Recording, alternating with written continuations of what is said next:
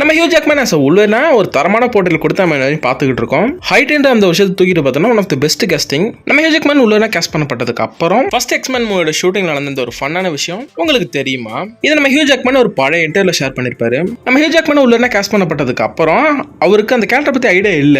நம்ம Hugh Jackman உல்வெர்னா wolfman கேரக்டர்னு நினைச்சிருக்காரு. உல்வெர்ன்றது ரியல் லைஃப் அனிமல் அந்த சமயத்தில் அவருக்கு தெரியாது. உண்மையா சொல்ல போனா உல்வெர்ன்ற அனிமல் வந்து உல்ஃப்லயும் வராது, பேர்லயும் சேராது. அது செப்பரேட்டா குட்டியா இருக்க ஒரு ஃபெரோஷியஸான அனிமல் இது நம்ம ஹியூ ஜாக்மேனுக்கு தெரியாம நம்ம ஹியூ ஜாக்மேன் இதுக்காக ஃபர்ஸ்ட் எக்ஸ்மேன் படத்தோட ஷூட்டிங் ஸ்டார்ட் ஆகிறதுக்கு முன்னாடி 2 வாரமா உல்ஃபை பத்தி ஸ்டடி பண்ணிருக்காரு. அதுக்கப்புறம் ஐமேக்ஸ் தியேட்டர்ல உல்ஃப் சம்பந்தப்பட்ட டாக்குமெண்ட்ரிஸும் பார்த்திருக்காரு. இந்த ப்ரிப்பரேஷன்லாம் நம்ம ஹியூ ஜாக்மேன் பண்ணிட்டு செட்ல கொஞ்சம் டிஃபரெண்டா நடந்துட்டு இருந்திருக்காரு. வித்தியாசமா பார்க்கிறது, வித்தியாசமா நடக்கிற மாதிரி விஷயங்கள்லாம் பண்ணிட்டு இருக்கும்போது இது இந்த படத்தோட டாட்டான பிரைன் சிங்கர் நோட் பண்ணிருக்காரு.